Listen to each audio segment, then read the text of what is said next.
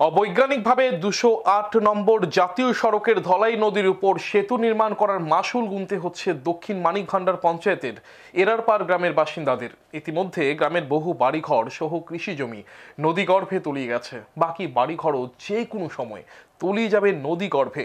বিপন্ন পরিবারগুলি রাজ্যের মুখ্যমন্ত্রীর হস্তক্ষেপের দাবি জানান।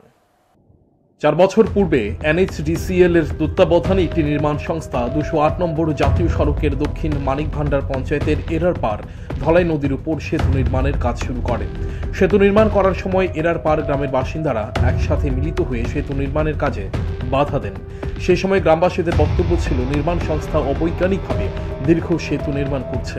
সেতু নির্মাণ যেভাবে করছে এতে তাদের গ্রাম নদীগর্ভে চলে যাবে।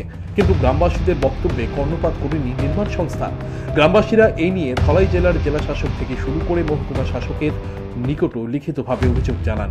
জেলা শাসক ও মহকুমা শাসক ঘটনাস্থল পরিদর্শন করে নির্মাণ সংস্থার আধিকারিকদের সাথে কথা বলেন।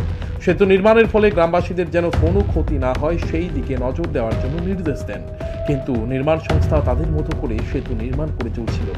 এ নিয়ে গ্রামবাসীরা সড়ক অবরোধ করে। তখন গ্রামবাসীদের আশ্বাস দেওয়া হয় সেতু নির্মাণের ফলে গ্রামবাসীদের কোনো ক্ষতি হবে না। কিন্তু 2024 সালের অগস্ট মাসের বন্যায় বহু পরিবারের বাড়িঘর নদীর গর্ভে চলে যায়। বর্তমানে গ্রামে আর 10টি পরিবার রয়েছে। তাদের জমি বাড়িঘর ক্রমশ নদী গর্ভে চলে যাচ্ছে।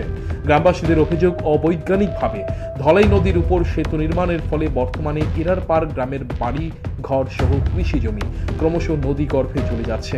জেলা শাসক ও মহকুমা শাসকের কাছ থেকে শুধুই আশ্বাস মিলেছে, কাজের কাজ কিছুই হয়নি। এলাকার বিধায়ক মনোজ কান্তি দেবকেও সমস্যার বিষয়ে অবগত করা হয়েছে, তাতেও কাজের কাজ কিছুই হয়নি। SDM, DM4, NH অথরিটি, জেলা পরিষদ, আমাদের স্থানীয় বিধায়ক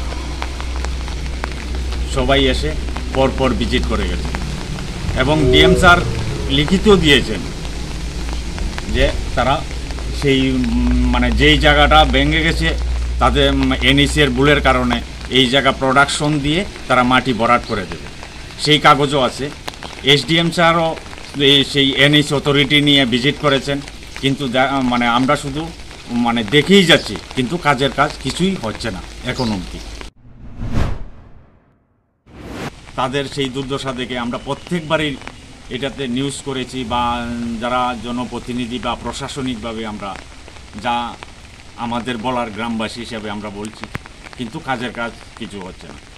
আমার এখন এলাকাবাসীর তরফ থেকে একটাই, যদি আগামী দিন প্লাট হয়ে এই বাড়িগুলো উদ্বাস্তু হয় তাহলে কিন্তু সেই আন্দোলন বৃহৎ আকার ধারণ করবে, যা প্রশাসন তখন সামাল দিতে হিমশিম খেতে হবে, এইটুকু আমি বলতে পারি। প্রশাসন অবিলম্বে ধলাই নদীর ভাঙন রোধ করে অবিলম্বে ব্যবস্থা গ্রহণ না করলে সহসাই এরারপাড় গ্রামের বাকি পরিবারগুলি উদ্বাস্তু হয়ে যাবে।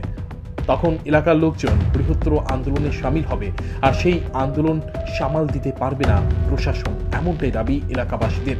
তাই এলাকাবাসীদের দাবি, মুখ্যমন্ত্রী বিষয়টির প্রতি নজর দিক। এখন দেখার প্রশাসন কি ব্যবস্থা গ্রহণ করে। Report, news today.